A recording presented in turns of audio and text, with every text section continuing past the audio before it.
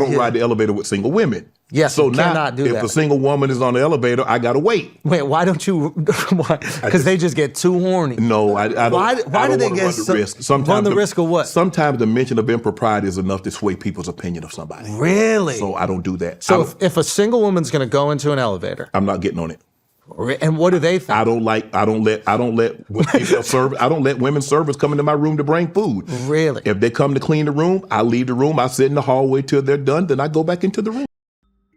Okay, what's up guys? So we got some pretty crazy allegations in the news recently. So the other day there was a report that Shannon Sharpe and his club Shay Shay Media Empire was going to be signing a $100 million podcasting deal, and then all of a sudden yesterday he gets slapped with a $50 million SA lawsuit where the 19-year-old girl alleged that she was raped by him.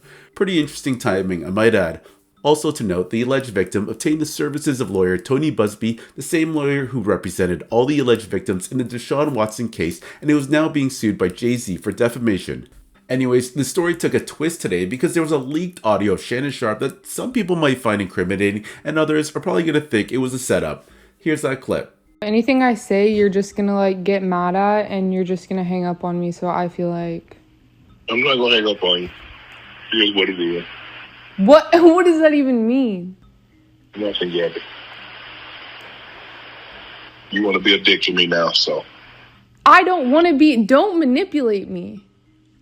Oh, Lord have mercy. If you say that one more time, I'm going to choke the out of you when I see you.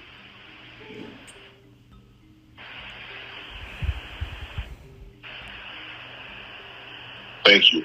Well, I don't want to be choked. Yes, you do. I don't think you have a choice in the matter. Okay, so first off, this chick was recording, so clearly she knew what she was doing. Secondly, it's hard to tell if Shannon meant what he meant when he said this, because this could just all be dirty talk, which I'll get into a bit more in a second. And finally, where's the rest of this recording, because this was clearly edited with one small snippet for the listening public.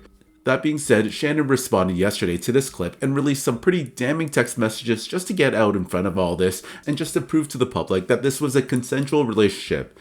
To my family, friends, supporters, and colleagues, I want to speak to you directly and from the heart. This is a shakedown. I'm going to be open, transparent, and defend myself because this isn't right.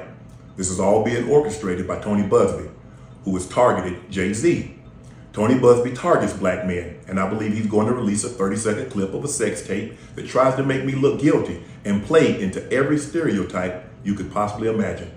That video should actually be 10 minutes or so. Hey Tony, instead of releasing your edit, put the whole video out. I don't have it, or I would myself. You know what happened, and you're trying to manipulate the media.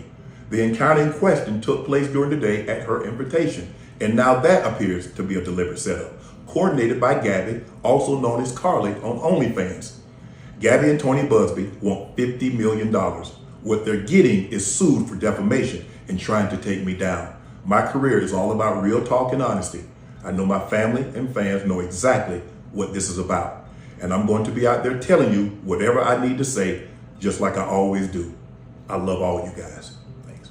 And trust me, a lot of people in his community are coming after him for these text exchanges. Okay, so some of the stuff the alleged victim, Gabriella Zuniga, texted, "I want you to put a dog collar around my neck and choke me while you're effing me." So this is the stuff I was alluding to earlier, that the recording could have just been dirty talk, since she obviously was into that type of stuff. Then she texted, "I know you missed that big juicy ass, $25K for each cheek." She also texted, "Only if you put that baby gravy in me, then you can do whatever you want to me. I want to put my tongue in your butthole and then marry you. That's my daddy. I want you to put a big black baby in me. You better crave it, because you're going to be stuck with it for life after you put a big black baby in me." Okay, so you can tell the type of relationship between the two. Some pretty crazy text exchanges, but there's nothing illegal about that.